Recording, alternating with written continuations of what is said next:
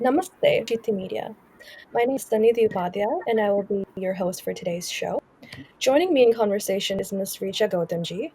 Richa Gautamji is an entrepreneur and a data analyst who is actively involved in Indian American causes and Hindu advocacy. She has worked with organizations and think tanks to highlight important issues affecting our diaspora community today. Additionally, Richa Ji has been involved in human rights advocacy for persecuted Pakistani Hindu and minorities. Thank you for being here today with us, Richa Ji. Firstly, I hope you and your family are in good health. Yes, thank you so much. Thank you for Perfect. asking. That's great to hear. Thank you. So first, Richa Ji, I would like it if our viewers got to know you a little and became familiar with you and your work. Please tell us a little bit about yourself, Ji, and what got you interested in Hindu advocacy, and what kind of advocacy have you done? Thank you, Sanidhi. Yeah, I'm so delighted to be on Chitti today. I actually did not start off on Hindu causes in the very beginning. When I came to the United States, it was early 2000s, and one of the issues that I really worked very, very quite for quite a long time was the H4 visa dependent spouse advocacy. So a lot of women came along with the tech workers as dependent spouses, and they had lots of issues related to not being able to work, not having any identity, and that created many complications. So that was one of the first issues that I worked with. In the recent times, what happened was that having continued with Indian American advocacy, what happened is that there was a lot of noise around issues pertaining to India in the United States. So there was a lot of discussion on, say, for example, the 370 when that was nullified, the Article 370 in Kashmir.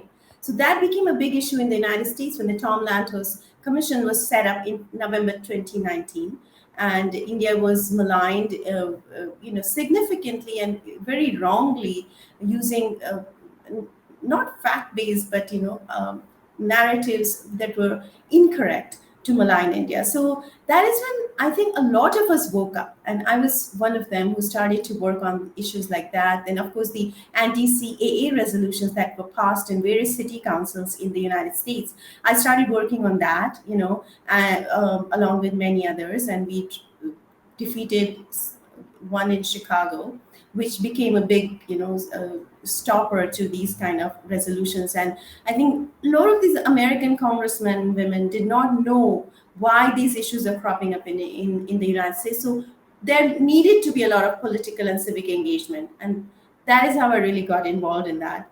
And that slowly translated into Hindu causes because I realized, along with many others, that what is happening right now is a rise in Hindu phobia in the United States. And we wanted to make sure that the Hindu American voice became a distinct voice that was heard. And that is how I really got involved in Hindu causes, defending some of our positions and also educating people on issues which were, falsely being portrayed in the media, in the academia, and all of those things. That's how I got there. So that's how Thank you I'm for here sharing. also. Thank you for sharing, Richa Ji. Next question for you is, why is Sanatana Dharma important to you? And why do you think it's so integral to our modern functioning societies? So I really think that Sanatan Dharma in the current times is actually very important. First of all, it's the oldest religion on earth. It has been a universal religion in the past. Before some of the expansionist forces came up, like Islam and Christianity, when they came to the world, and almost the entire world was, divided between either Islam or Christianity. Um, India or Hinduism was the only surviving ancient religion that, if you see, that exists in the entire world. Most of the world has been taken up with either Islam or Christianity or communism.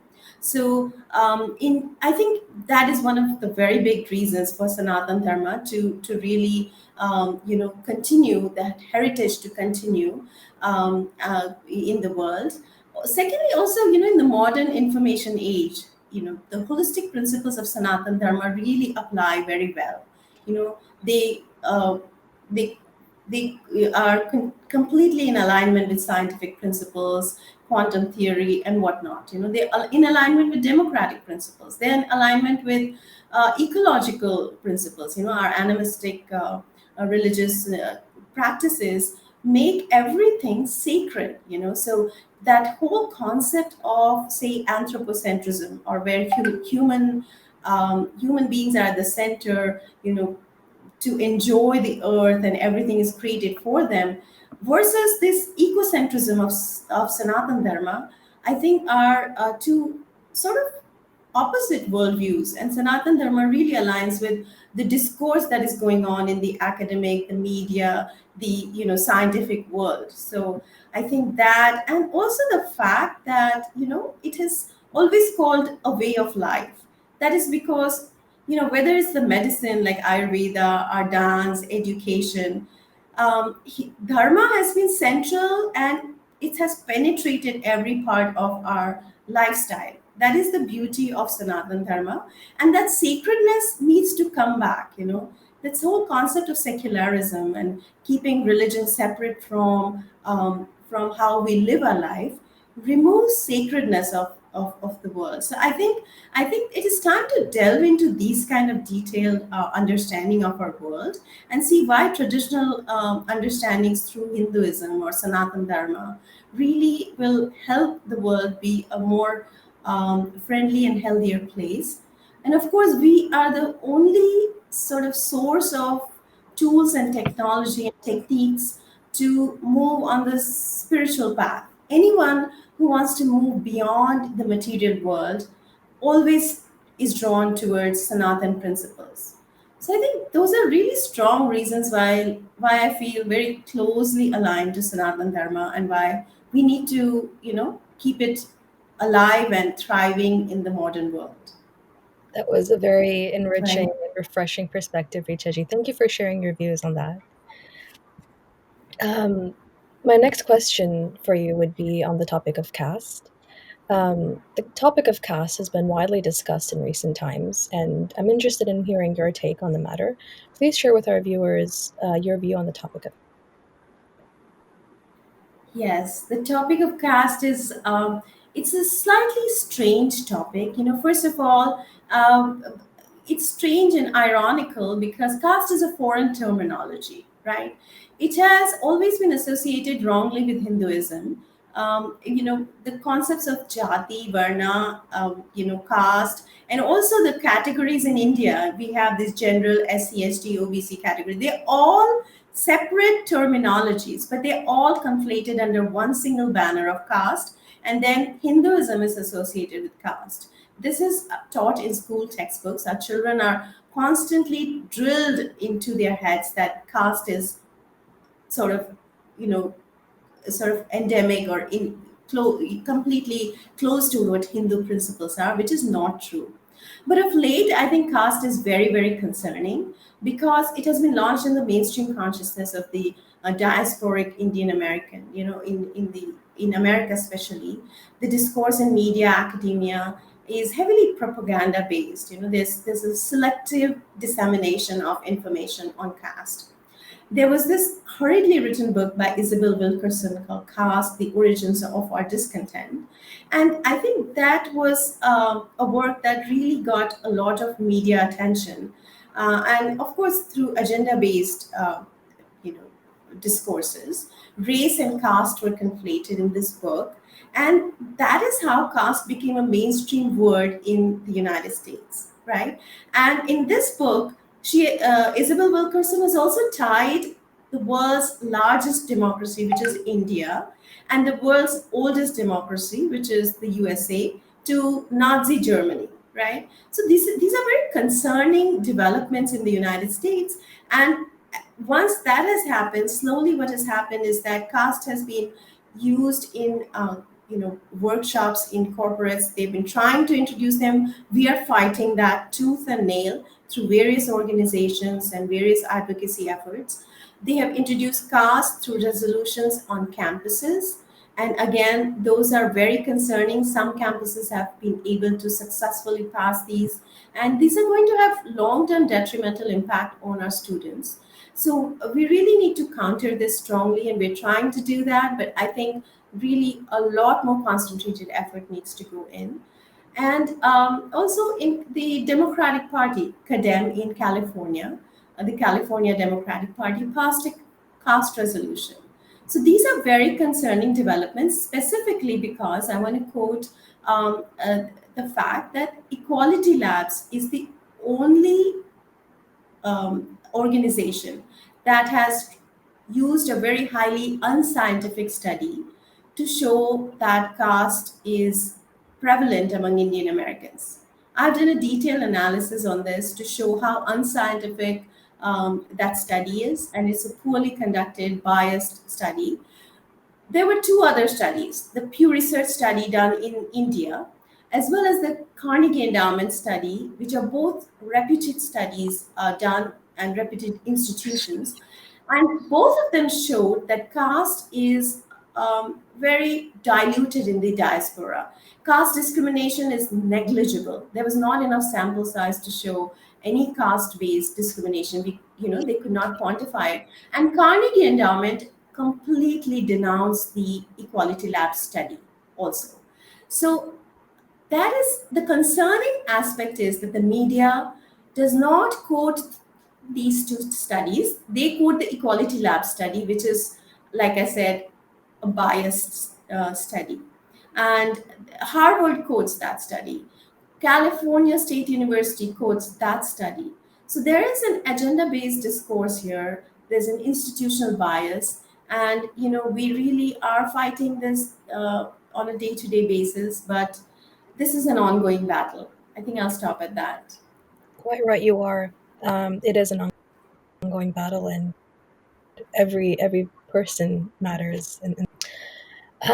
So recently, the United States Commission on International Religion, otherwise known as the USCIRF, has been vocal about the violence against Hindus in Bangladesh, which erupted in 2021 during the Durga Puja procession. According to the USCIRF, they released a statement that said the violence was communal, and this is very concerning. What is your take on their statement, and what was the root cause of the violence that erupted in the because of the Durga Puja in Bangladesh? So thank you so much for this question. I have been involved with this issue very, very keenly and very closely. It's a very good place to start the discussion on the USCIRF. USCRF, firstly, this issue, it first of all, I just want to back up a little bit and talk about their annual report, just to show the kind of bias that this body constitutes. It released its annual report in 2022. It classified India as a country of particular concern. It's been doing that for the past 2-3 years. Now, the one important thing to note is it targets mainly Asian countries. If you look at the map on their website, you'll see that it's completely on the Eastern Hemisphere. All of the countries are in Asia. Almost all 95% of the countries are in the dark, in the country of particular concern for religious freedom, right? And to put India, which is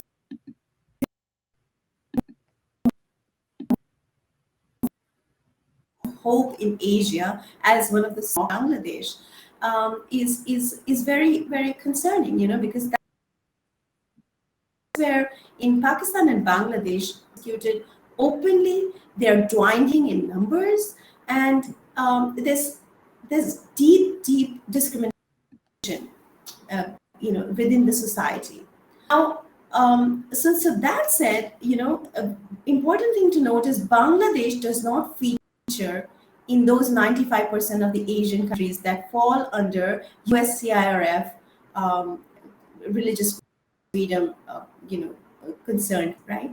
So this kind of blatantly shows that, given the fact that Bangladesh had very, very, concerning communal violence last year in 2021 in Durga Puja and also otherwise, that Bangladesh does not qualify at all as a country of concern for religious freedom.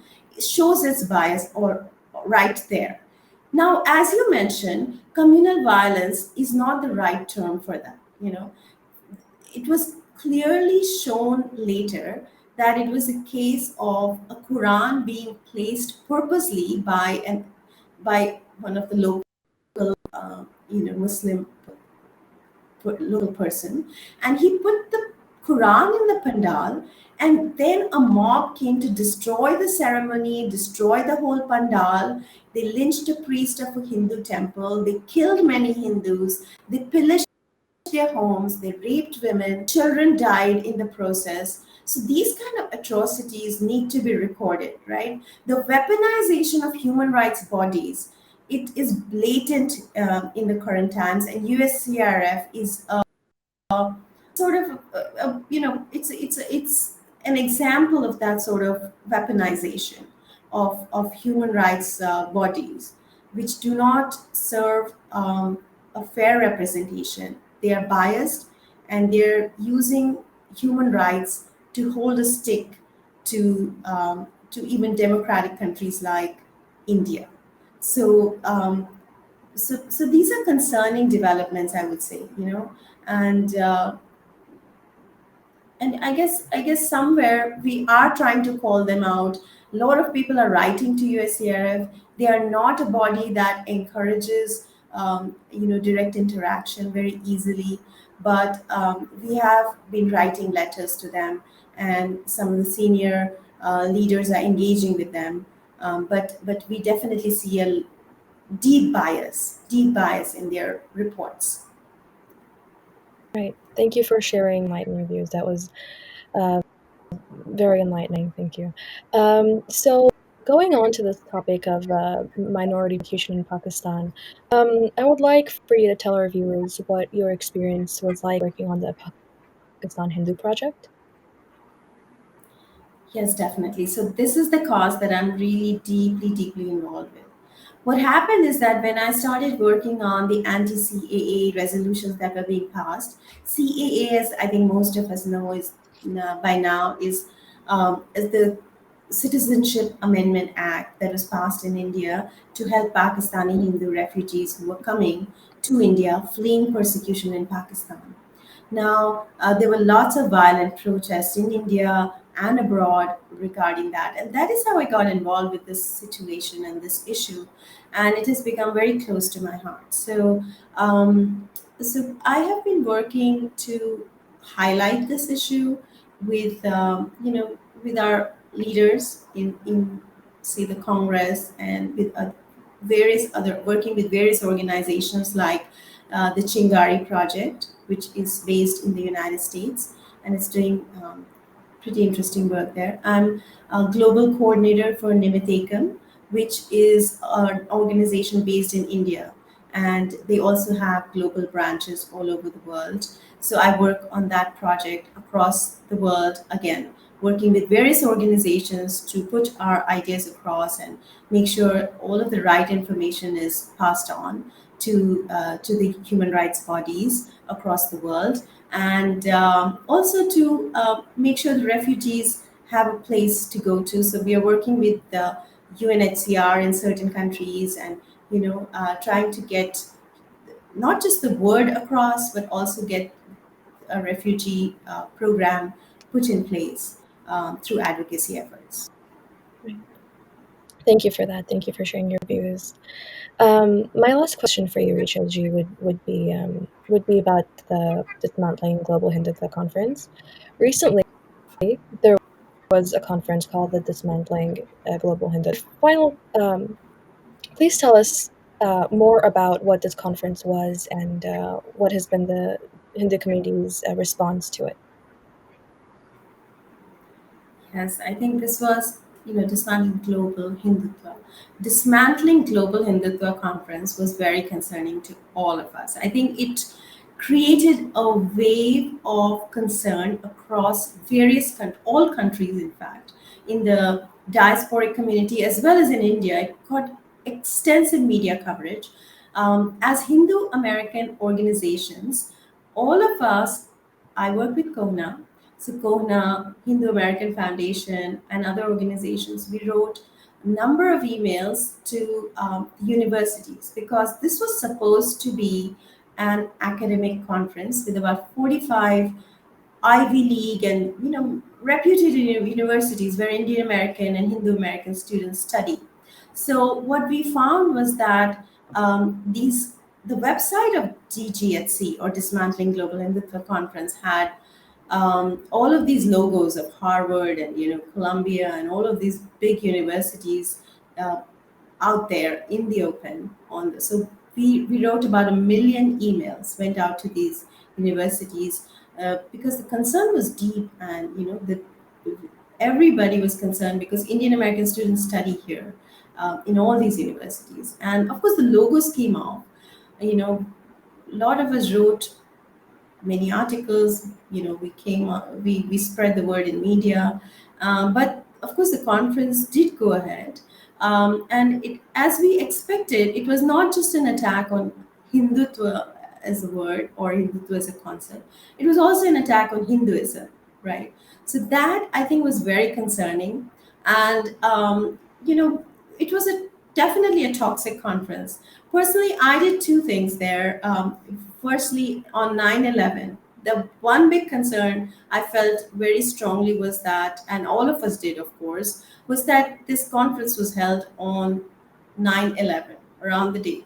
Now, so what it does prove is that instead of focusing on the big terror attack that happened on the soil of the United States on 9/11, the focus now was being targeted towards the Hindu American by, conflating the date of 9/11 with Hindus. So that, I think, was a big concern with us, and we did call that out. I was part of a team that organized a global Hindu conference in which we got a lot of our thought leaders to come and share their views on just the general state of the affairs with Western Indology and with all of the issues that concern us as Hindu Americans, or even as generally as Hindus, what is going on, the subversion of Hindus, and why Hindu advocacy, going back to your very first question, why Hindu advocacy is important, was vitally discussed during this conference. We really do not have a voice. I think one of three important points that came out during this conference was that, first of all, the atrocity literature that is driven around Hinduism through caste and other, trying to create the idea of superstition, or through Western Indology, just puts our traditions, our history in a very Western lens, which is not a positive lens to study Hinduism or even India. So I think that is an important thing, that we need to develop our own discourse, our own study materials, and invent more invent our own texts, right? And in India itself, one of the things that was deeply discussed was that the constitution does not allow free expression of our faiths. Our temples are under state control. Hindu money from the temples is siphoned off for causes which are not Hindu causes. And through some of the constitutional articles, like from 26 20, to 30, Hindu faith is subverted in India. So I think those are very important issues. Currently we are fighting. I think it's Gyanvapi. The Gyanvapi case has taken the country by storm in India, and the reason is because it is a very openly known case of a Hindu temple being, used as a mosque, and the Hindus have to fight laws which have been enacted in their constitution, which were inimical to Hindus. So there is a lot of deeply troubling aspects within the constitution of India that need to be amended, or they need to be taken care of, and which are subverting the Hindu cause. Also, the third thing that I think we have to realize is that the genocides of non-Abrahamic faiths like Hindu faith, Sikh faiths, and Buddhist people are not very well documented in the UN. So those are some of the things that came out in that Global Hindu Conference, which I just wanted to sort of highlight quickly. And another project that I did recently was through COHNA, which is the Coalition of Hindus of North America. I did a study for COHNA, which was to understand through artificial intelligence and software tools what was the discourse in this DGHC conference. And we found that there was a lot of anti Hindu sentiment. There was a lot of obviously anti BJP sentiment during the conference. And there was definitely an anti-Brahmin sentiment. So we did that through a software because I wanted it to be a very objective study. So this was a very interesting study. I think I will be sharing it in future discourses with Chitty Media and with on other platforms. We are developing a solid report on that to put up on Kona's website as well. So that is, I think that is one of the things that I worked on with DGHC. And I think the reason this is very concerning is that, again, that conference used that platform to, again, conflate caste with Hinduism. And there are ongoing conference, follow-up breakout sessions of that conference that are continuing. So it is not as if that one conference that happened on 9/11 has stopped everything.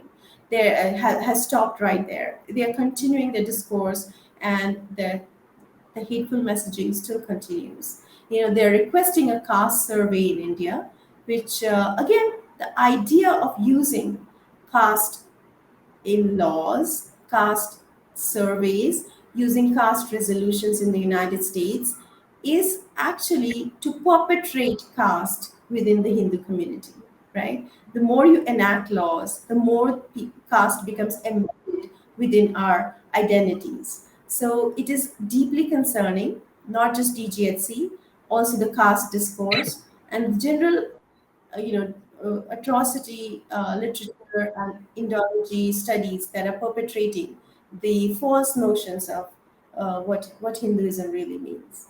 So I think there's a lot to fight, a lot to work on, and I think this conversation just keeps.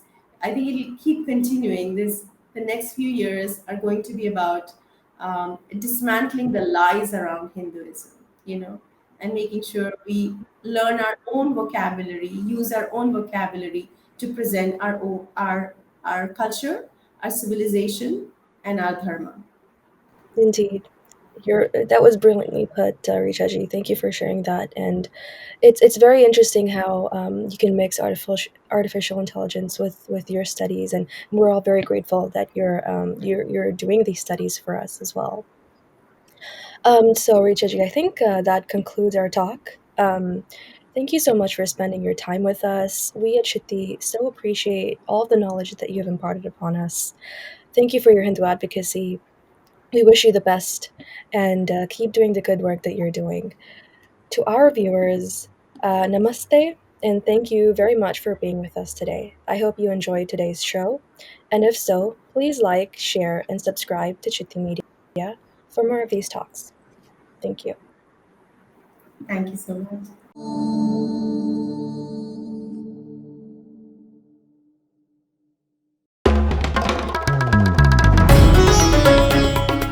Namaste. We hope you enjoyed this Chitti Media content. Please remember to subscribe to us and switch on the notifications for this channel. For our other social media links, more content, and to support our work, please visit citti.net. Dhanyavad. Namaskar.